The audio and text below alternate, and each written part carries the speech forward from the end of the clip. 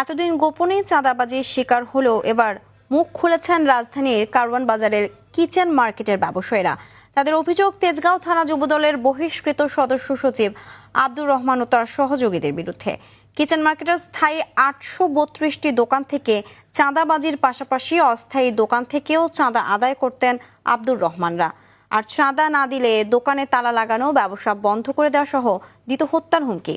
মেহেদী হাসান সুজনের ক্যামেরায় দেখুন এয়ার বাদলের ধারাবাহিকের আজ প্রথম পর্ব।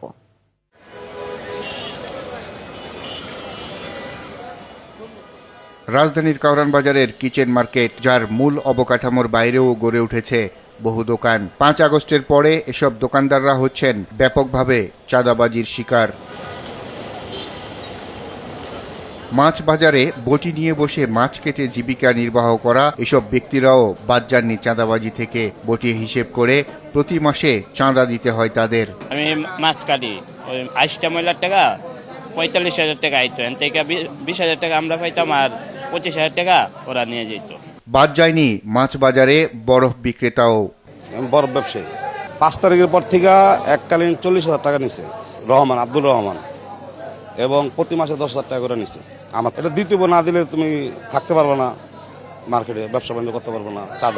চাঁদা না দেয়ায় প্রতিষ্ঠানের তালা লাগিয়ে দেওয়ার অভিযোগ প্যাকেজিং ব্যবসায়ীদের। পরে 7 লাখ টাকায় তালা খোলেন তারা। আমাদের গোডাউন তালা মাইরা আপনার টাকা নিচ্ছে হইল আপনার প্রত্যেক দোকান থেকে 40,000, 45,000, 50,000, কাউ তো 1 লাখও বলে নিচ্ছে, এরকম করে নিচ্ছে। আপনার এটা দ্বিতীয় বোন আইতে আপনার ব্যবসা করেন যাব না, এগুলো বলছিল রহমান ভাইয়ের লোক। রহমান ভাই আমি দিয়েছি হলো আপনার 45,000।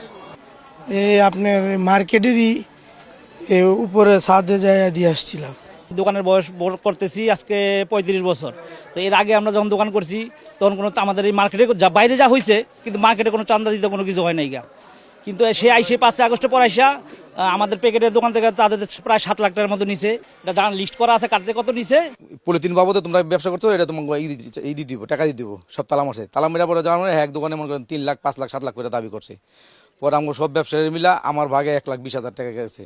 তার টাকা না দেওয়া পর্যন্ত ওই আপনার তালা খোলা নাই।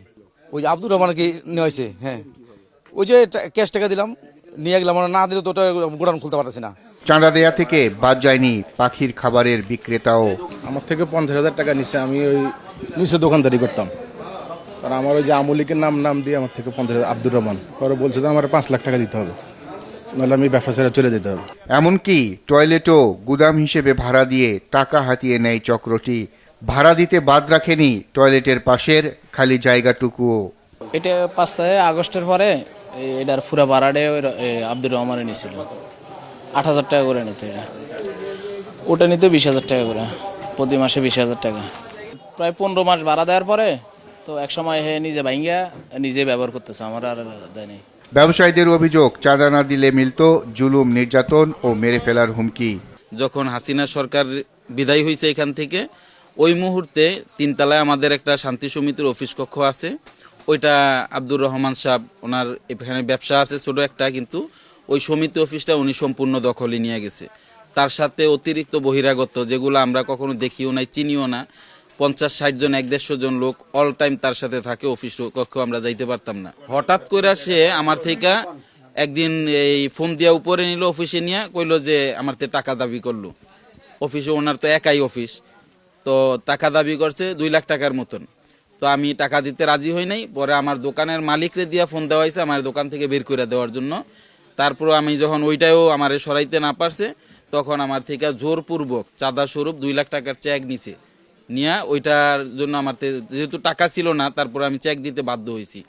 এখন এই পরিস্থিতি আমরা সকল ব্যবসায়ী যেহেতু একত্রিত হয়েছি এবং তার এখান থেকে বের করতে সক্ষম হয়েছি, এই চাঁদাবাজি থেকে যাতে আমরা মুক্তি পাই, এরকম সঠিক একটা বিচার করা উচিত, যাতে আমরা সবাই চাঁদাবাজি থেকে মুক্ত থাকতে পারি কারণ বাজারের লোকজন।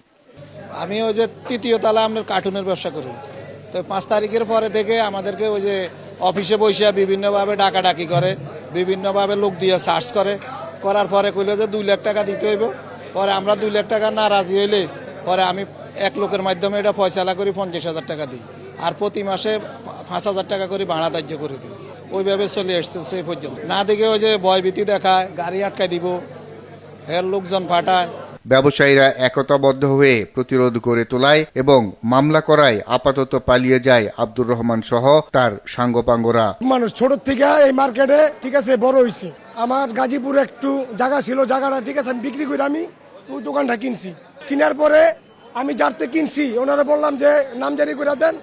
সে আমারে বলল বাবা এটা আমি নামজারি করে দিতে পারবো না। রহমান বলছে আমার কাছে না আসা পর্যন্ত আপনি এই যে নামজারি করে দিবেন না।